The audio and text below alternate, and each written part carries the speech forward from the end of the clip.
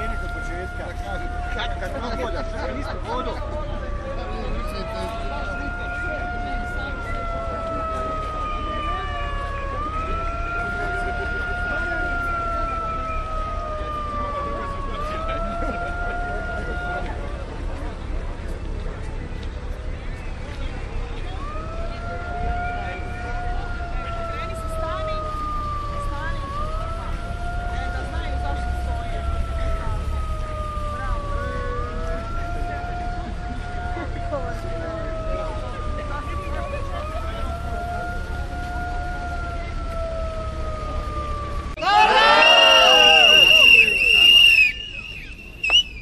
Dobro je da smo došli ovdje i došli smo poslati ove naše poruke. Naš skup današnji nazvali smo Ima mudar!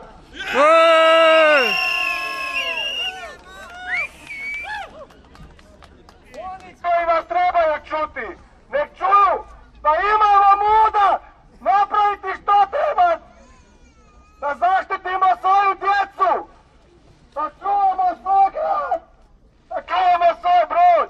Tako je!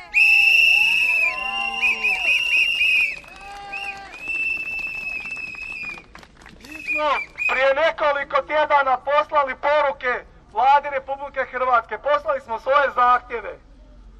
Ti zahtjevi nisu ispoštivani. Prvi zahtjev poslali su nam predstavnika Ministarstva zaštite okoliša, mi smo tražili Vladu da dođe. Drugi zahtjev, tražili smo da dogovore sastanak preko Save, nisu ga ispoštivali, nisu nas pozvali. Opet će oni tamo sjediti, razvlačiti se i razvlačiti nas još sljedećih godina. Neće više, dosta je bilo, 8 godina je previše!